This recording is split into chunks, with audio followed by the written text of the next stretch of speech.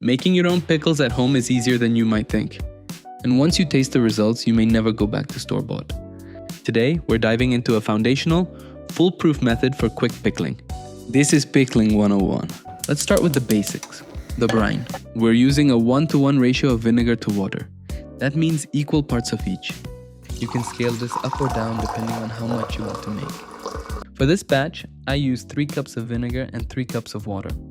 To that, we add a 1-to-1 sugar to salt ratio. In this case, I'll be using 30 grams of each.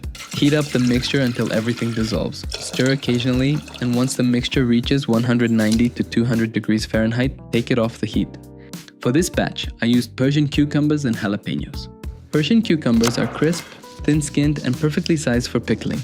I quartered them lengthwise for a classic pickle spear. For the jalapeños, I sliced them into rings, seeds and all for that slow building heat.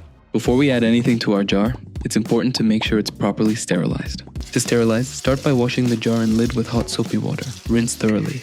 Then place the jar, without the rubber seal, in a pot of boiling water for about 10 minutes. Once sterilized, let everything air dry on a clean towel. Don't touch the inside of the jar or lid until you're ready to pack. It should stay as clean as possible.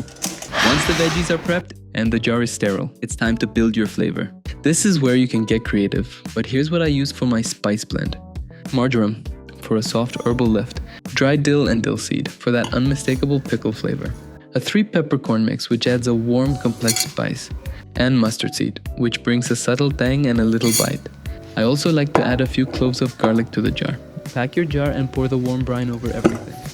Make sure the vegetables are completely submerged. If anything's poking out of the liquid, it won't pickle properly and could spoil. Seal the jar and let it cool to room temperature, then refrigerate. And that's how you make your own homemade pickles. Simple, flavorful, and entirely your own. Thanks for watching and happy pickling.